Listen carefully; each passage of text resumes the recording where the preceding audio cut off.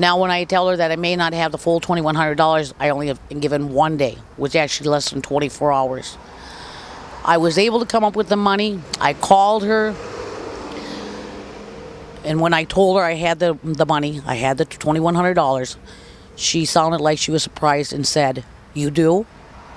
And when I said, "Yes, I do," she said, "I'll call you back in 5 or 10 minutes. She returned my call maybe about 10 minutes later, and she said, "The deal's off the table because you were 4 minutes late calling." When initially this whole thing had started, I was ashamed, I was embarrassed, I felt like I was irresponsible. It's a personal assault. Foreclosure is a personal assault. It's overwhelming. I was talking to, I had spoke at a church yesterday explaining my situation, and I said, I have this dining room table. It used to belong to my mother. My mother sat at that table. Different family members that passed have sat at this table, so it's very special to me. And now it's dismantled. And it's put into my bedroom. It was in October, 2011. And so during the redemption period of 6 months, twice Cindy Koonce promised me she would do everything she could so that I could keep my home. I believed her. So, it's like I have $50,000, over $50,000 worth of equity in my home. So during that redemption period, I could have sold had I thought I was going to be homeless. But because I put faith and hope in Cindy Koonce's words, I didn't sell. She called me back the following Monday and she said, "Anita, I got your message. I canceled the management company from coming out today. They're rescheduled for Friday to come out at noon to change the locks and to clean out the place. You'll need to pack your belongings and leave." And even though Occupy Homes Minnesota is based right here in Minneapolis, it was a friend of mine, Janine Norman, that had emailed me this information all the way from Alabama.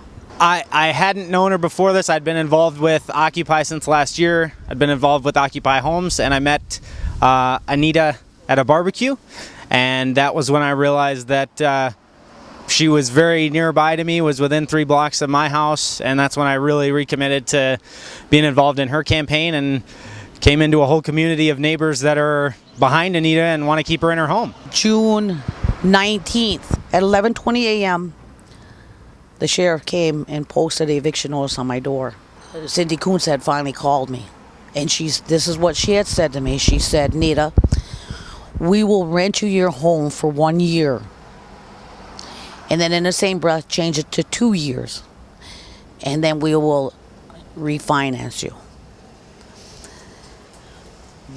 What she said she wanted was $2,100 up front. I asked her if she could email me the paperwork. She said it hadn't even been put to draft.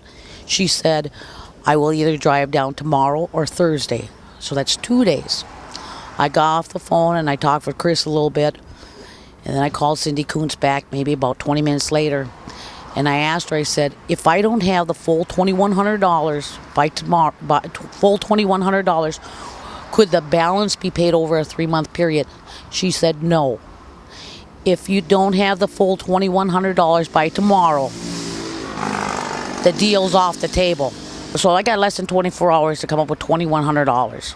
She returned my call maybe about 10 minutes later, and she said, "The deal's off the table because you were 4 minutes late calling."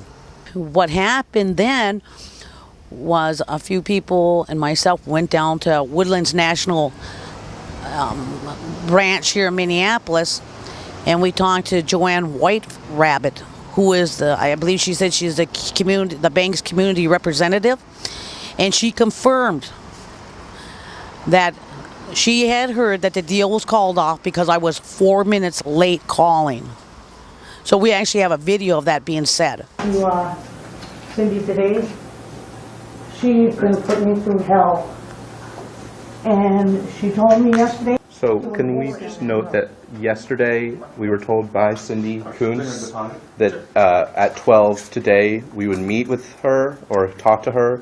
And drive down here and handle what Woodlands Bank was negotiating with Anita to do is to allow her to rent her home. Yes, and then she needed to let us know by noon today if she had the money that they had to discuss And when for did she? rental purposes. And when did she? The homeownership, that issue has already been done, and that was finalized on April 23rd. So, and when did she call to do that?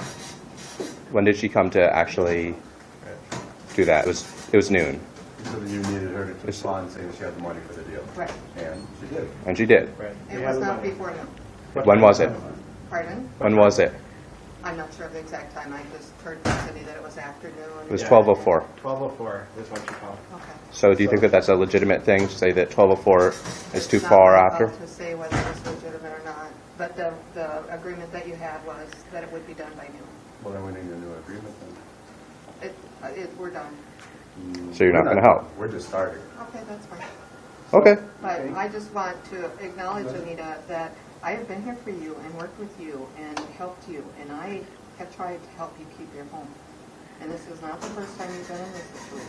Most of the time, the homeowners aren't fully aware of what they can do to stay in their home. They're given promises even while the bank continues to foreclose. As it stands now, the sheriff is on hold indefinitely.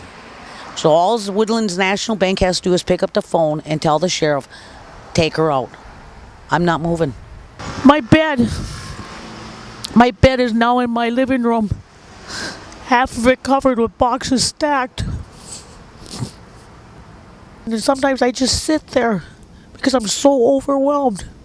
It's like, how do you put 17 years of your life in a box?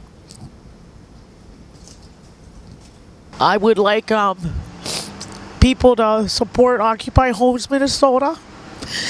There's not a definite as to if I'll be able to keep my home, but you know what? I support those that try to help those that want to keep their home. It's amazing how many people in my neighborhood who have put up the Stop Eviction, Stop Foreclosure, Occupy Homes Minnesota. It's so nice to go from feeling ashamed, which I refuse to be ashamed, because I was telling Nick, to feel ashamed is to empower the banks. No. Things I was thinking about, if I get to keep my house, I have an extra room. And what I'd like to do with that room is for at least a minimum of 1 year, let somebody that fights people from losing their homes, somebody that's involved with Occupy, to occupy that room for free, so that they can devote their time to fight foreclosures, to help people stay in their homes. I just want them to have that time and that energy to be used towards something that's meaningful, that means something to someone. Good.